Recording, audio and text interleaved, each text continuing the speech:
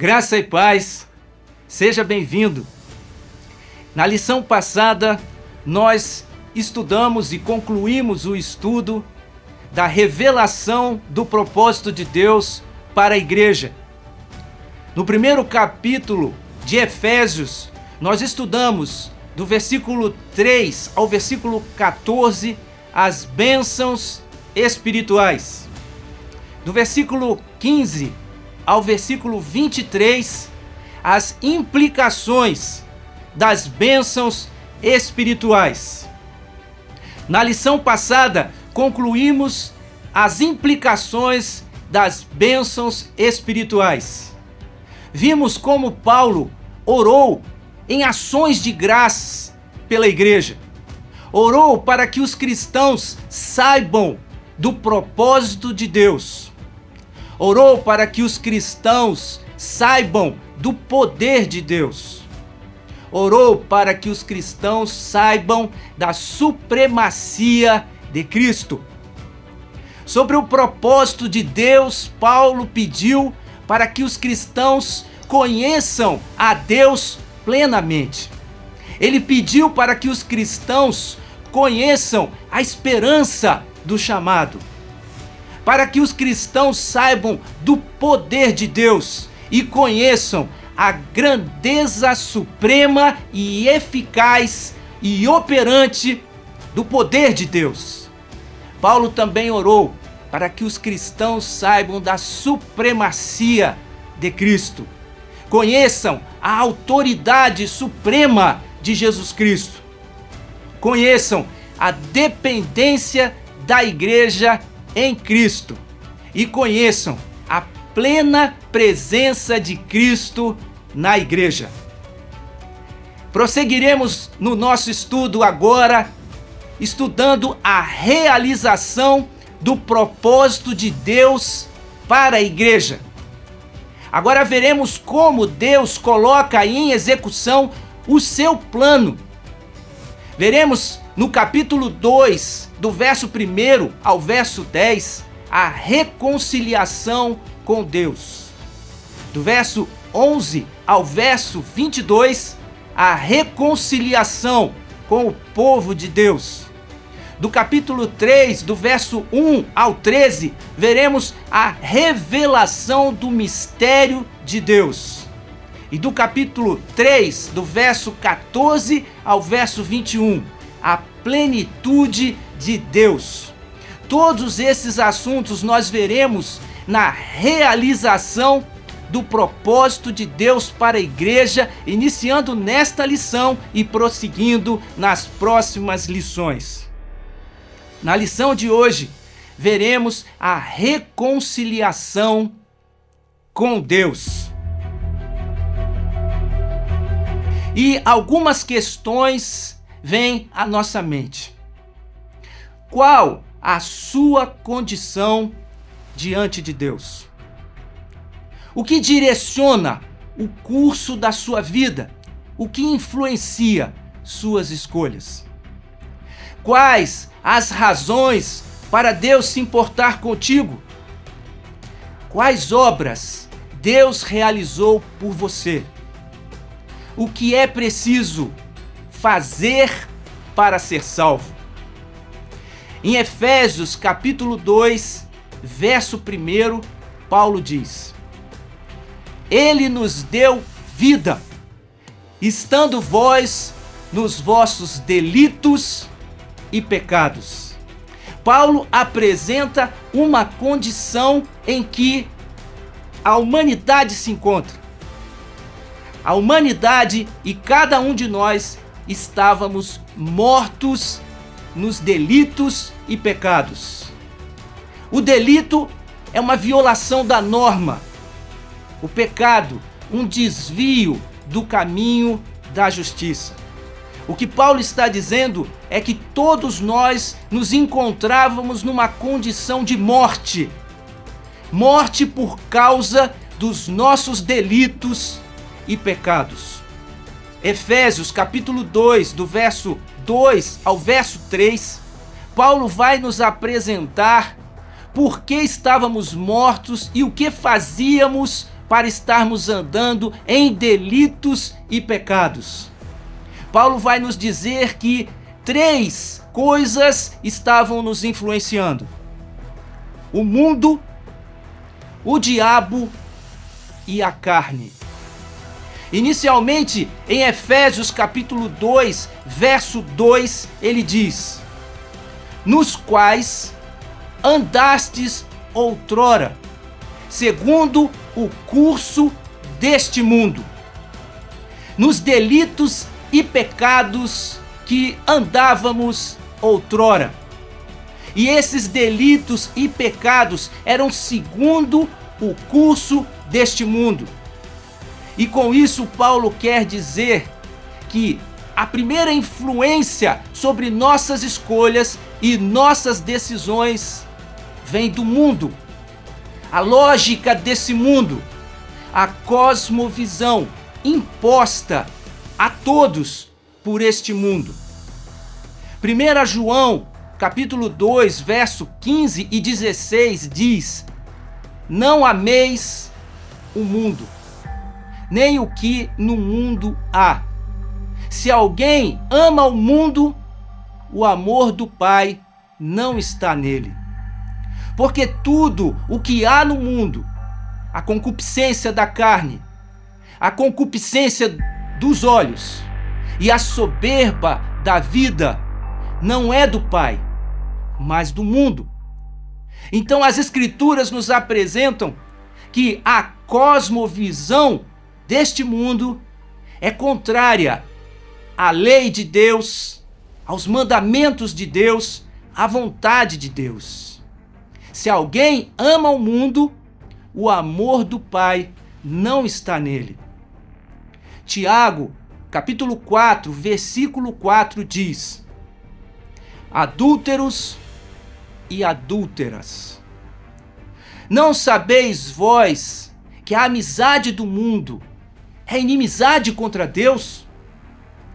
Portanto, qualquer que quiser ser amigo do mundo constitui-se inimigo de Deus.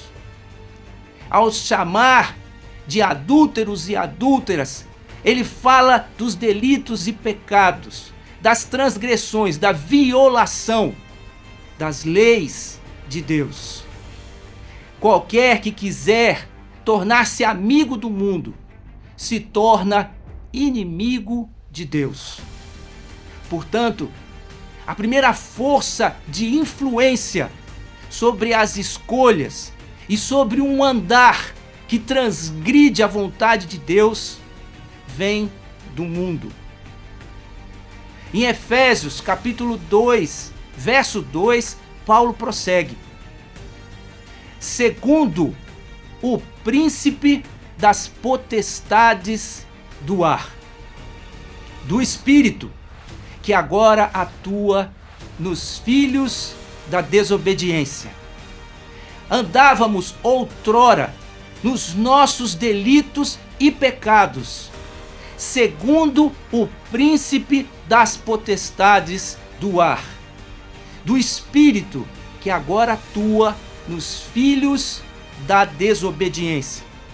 Então Paulo nos apresenta uma segunda origem de influência sobre a maneira de andar que desagrada a Deus.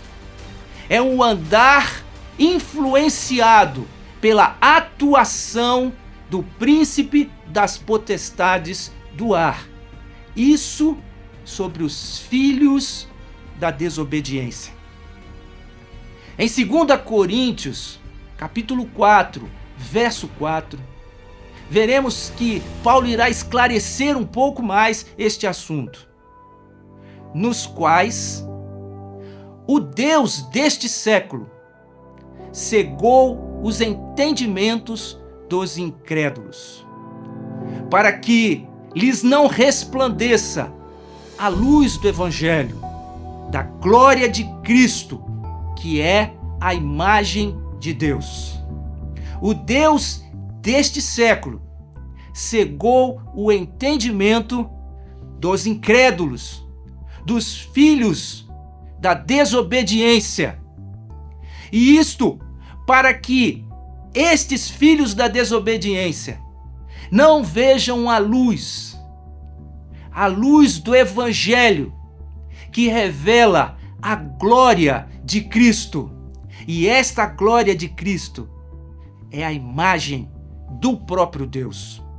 Portanto, a segunda origem de influência num andar que transgride as leis de Deus vem da ação do diabo sobre os filhos da desobediência.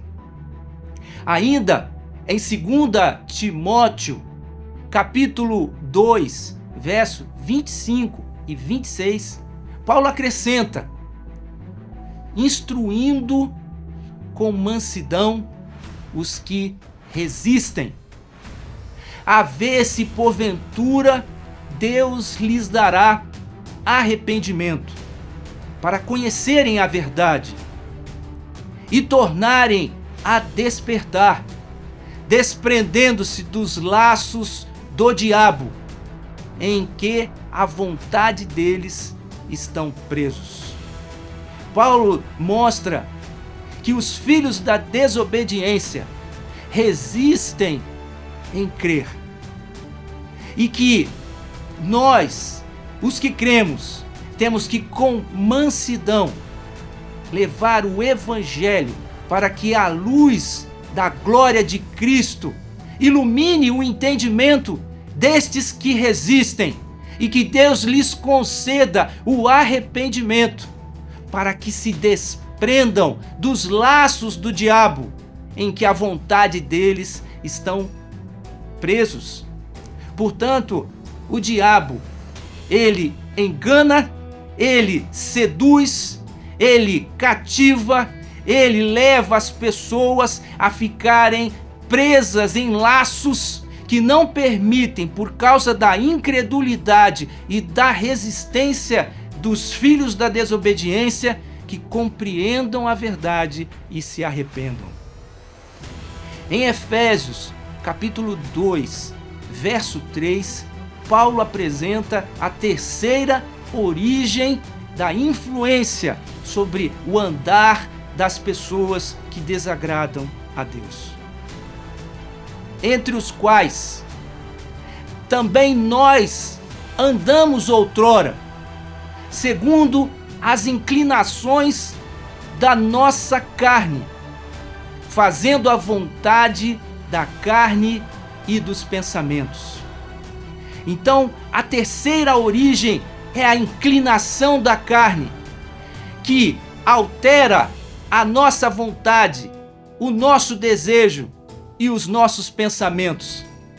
Paulo vai dizer que, inclusive, ele e todos os judeus andavam outrora segundo a inclinação da carne, andando em violação dos mandamentos de Deus e desagradando a Deus, de maneira que tanto os gentios como os judeus estavam num andar que desagradavam a Deus. Em Gálatas, capítulo 5, do verso 19 ao 21, Paulo apresenta as obras da carne, uma lista ilustrativa de como essas obras se manifestam. Porque as obras da carne são manifestas, as quais são adultério, fornicação, impureza, lascívia, idolatria, feitiçaria, inimizades, porfias, emulações, iras, pelejas, dissensões, heresias, invejas, homicídios, bebedices, glutonarias e coisas semelhantes a estas, acerca das quais vos declaro, como já antes vos disse, que os que cometem tais coisas não herdarão o reino de Deus. No verso 3, Paulo vai concluir dizendo: éramos por natureza, filhos da ira, como também os demais. Diante desse quadro e desse cenário que Paulo nos apresenta, ele nos diz que todos nós, judeus e gentios, por natureza, éramos filhos da ira. Por causa da amizade do mundo, por andar conforme a cosmovisão e a lógica deste mundo, que se opõe a Deus. Por causa da cegueira do diabo, que influencia aqueles que resistem para crer na verdade e os conduz presos, enlaçados na sua vontade, para desobedecerem a Deus e transgredirem os seus mandamentos. Por causa da inclinação da carne e dos pensamentos que nos levavam a manifestar obras que desagradam e transgridem a lei de Deus. E tudo isso por causa da nossa desobediência, como filhos da desobediência. E a conclusão que Paulo chega é que a nossa condição é de filhos da ira. E ao dizer isso, Paulo está dizendo da ira de Deus como o justo juízo de Deus sobre o pecado e sobre todo homem que comete pecado. Portanto, não há ninguém que escape da ira e do justo juízo de Deus. E essa terrível situação parece ser o fim da história. Mas Deus, Paulo vai nos apresentar agora uma mudança grande na apresentação daquela situação, quando ele fala de uma intervenção que Deus irá provocar. No verso 4, Paulo diz: mas Deus, sendo rico em misericórdia, por causa do grande amor com que nos amou. Paulo apresenta um Deus que possui um grande amor por você e por mim. E por causa deste grande amor de Deus, ele nos apresenta a riqueza da sua misericórdia. E a misericórdia significa não dar o merecido. A ira de Deus, que é o justo juízo de Deus sobre o pecado, o merecido juízo sobre as nossas ações, pela misericórdia, pela rica misericórdia de Deus, ele não nos dá essa condenação. No verso 5, Paulo prossegue dizendo: e estando nós mortos em nossos delitos, nos deu vida juntamente com Cristo, pela graça sois salvos. Paulo nos apresenta que, ao invés de dar aquilo que merecíamos, a misericórdia de Deus não nos deu o que merecíamos. Ao contrário disso, ele nos deu graça. E graça é dar o imerecido. E ele dá esta graça quando ainda estávamos mortos em nossos delitos e pecados. Nada fizemos para merecer esta graça, mas por causa do grande amor de Deus, ele derrama sobre nós, quando ainda estávamos em pecado, a sua graça, e por ela somos salvos. Em Efésios capítulo 2, verso 6, Paulo prossegue: e juntamente com ele nos ressuscitou e nos fez assentar nos lugares celestiais em Cristo. Deus, além de não nos retribuir conforme nós merecíamos e nos conceder a sua graça, que é dar o imerecido, Ele não somente não nos deu o juízo, mas Ele também nos ressuscitou daquela vida morta em pecados e em delitos. Ele nos ressuscita e, além disso, nos faz assentar nos lugares celestiais em Cristo. Ele nos dá vida e nos dá exaltação. Em Efésios 2, verso 7, Paulo prossegue: para mostrar nos séculos vindouros a suprema riqueza da sua graça, em bondade para conosco, em Cristo Jesus. Portanto, Paulo está mostrando a finalidade com que Deus está fazendo tudo isso, para mostrar por toda a eternidade a suprema riqueza da sua graça em bondade para nós. E isso ele fez em Cristo Jesus. Portanto, o capítulo 2, do verso 4 ao verso 7, nos apresenta o grande amor de Deus. Um amor rico em bondade e misericórdia, que nos deu uma graça imerecida. Quando nós estávamos mortos em delitos e pecados, sem esperança, em uma condição de condenação, Deus interrompe. Mas Deus, e em Cristo, Ele nos dá vida. Ele nos dá a ressurreição e também a exaltação. É uma mudança completamente radical na condição anterior e agora com uma nova condição. Paulo prossegue em Efésios 2, verso 8. Porque pela graça sois salvos, mediante a fé, e isso não vem de vós, é dom de Deus.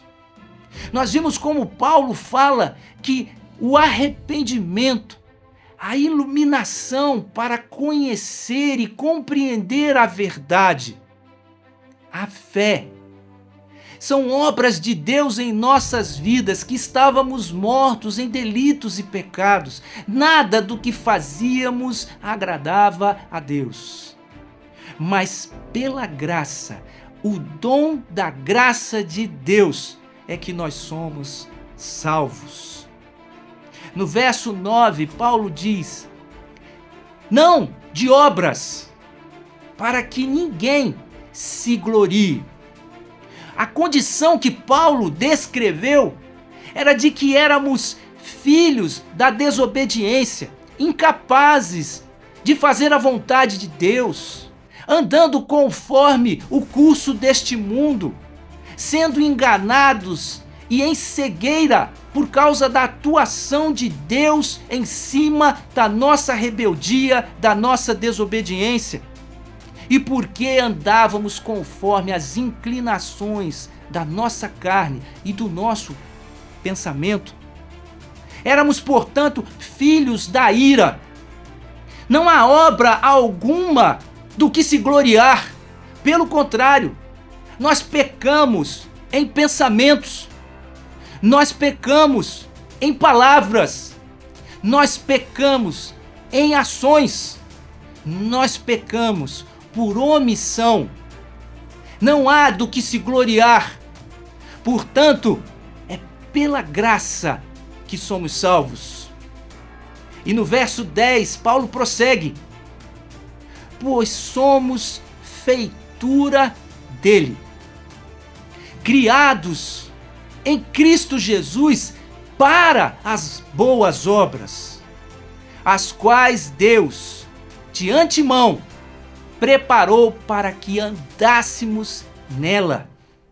Não somos salvos porque fizemos algo de bom, mas somos salvos para sermos feitura de Cristo, uma nova criatura, criado em Jesus Cristo, para produzir boas obras que Deus preparou para que andássemos nela. Portanto, Paulo nos apresenta nesses versículos a situação em que estávamos e como estávamos andando, e como Deus intervém e pelo seu amor e pela sua graça muda a nossa condição. Não há salvação pelas obras. A simples indiferença não resolverá o nosso problema. Podemos tentar tapar os nossos olhos para não ver essa realidade, ou os nossos ouvidos para não ouvirmos aquilo que Paulo está dizendo. Porém, a indiferença não mudará a nossa situação diante de Deus como filhos dignos do juízo de Deus, filhos da ira. Realizar sacrifícios e obras de sacrifícios, tentando se punir e se penalizar pelos erros e pecados cometidos, não resolverá também, tampouco, o nosso problema, e estas obras não nos trarão salvação. Igualmente, se decidirmos pelas boas obras, pela caridade, por tentarmos viver uma vida aparentemente correta, da mesma forma, não iremos obter a salvação, porque Paulo nos apresenta uma condição em que todos se encontram diante de Deus e que somente pela graça de Deus nós podemos ser salvos. Temos que compreender o significado do pecado, a realidade do pecado, a gravidade do pecado e o custo do pecado. Em Romanos, capítulo 3, verso 23, Paulo fala sobre esta realidade. Pois todos pecaram e carecem da glória de Deus. O pecado é uma realidade e você está incluído. Todos pecaram. Em seguida, nós temos que pensar na gravidade do pecado. Porque o salário do pecado é a morte, diz Romanos capítulo 6, verso 23. O pecado é grave. Há um juízo sobre todo aquele que pecar, e o salário do pecado é a morte. E temos que compreender o custo do pecado. Um custo que nós não podemos pagar. Não há condição, não há o que possamos fazer para pagar o custo deste pecado.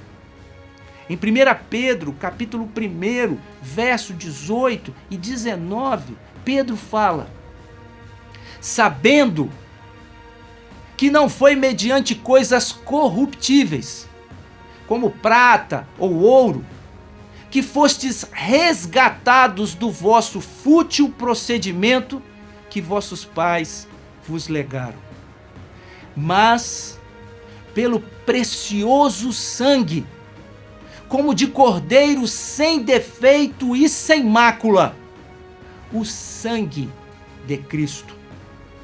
Esse é o custo do pagamento para a redenção dos nossos pecados. Portanto, nestas passagens de Efésios, capítulo 2, Paulo nos apresenta o nosso andar de outrora.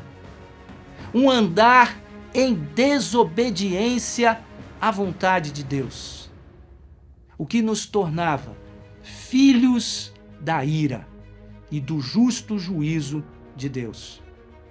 Paulo também nos apresenta a obra de Deus em Cristo, uma nova criação, que Deus irá operar através de Jesus Cristo, e assim dar-nos a graça para termos uma nova vida. E o nosso andar posterior é um andar em boas obras, como o andar de Jesus Cristo, como feitura de Jesus Cristo, nas boas obras que Deus de antemão nos preparou. Romanos, capítulo 8, verso 6 a 8, nos apresenta muitas lições. Porque a inclinação da carne é morte, mas a inclinação do Espírito é vida e paz. Porquanto a inclinação da carne é inimizade contra Deus, pois não é sujeita à lei de Deus, nem em verdade o pode ser. Portanto, os que estão na carne não podem agradar a Deus. E Paulo prossegue em Romanos 8, do verso 10 ao 11. E se Cristo está em vós, o corpo, na verdade, está morto por causa do pecado, mas o Espírito vive por causa da justiça.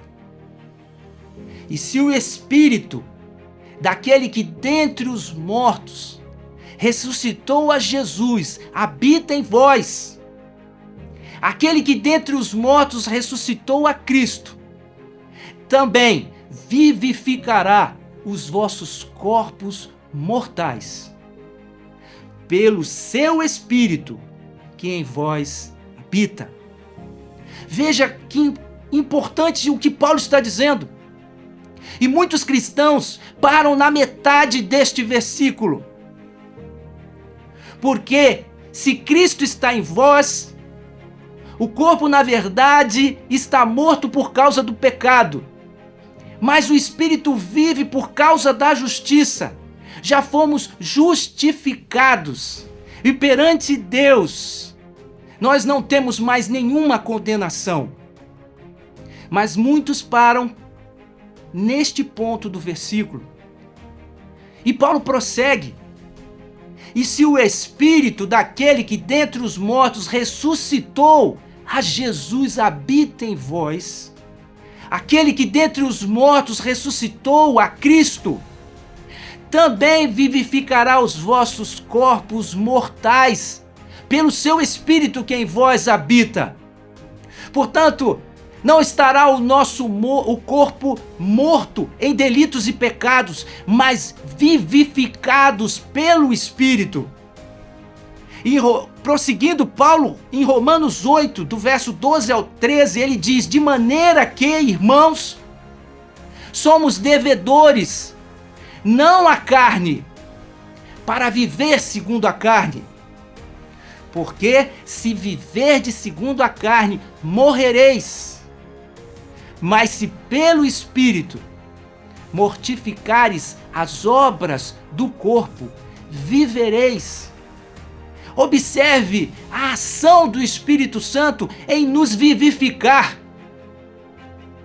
Ele nos deu vida e nos exaltou e nos fez filhos de Deus para andarmos em boas obras e não para continuarmos numa vida de delitos e pecados.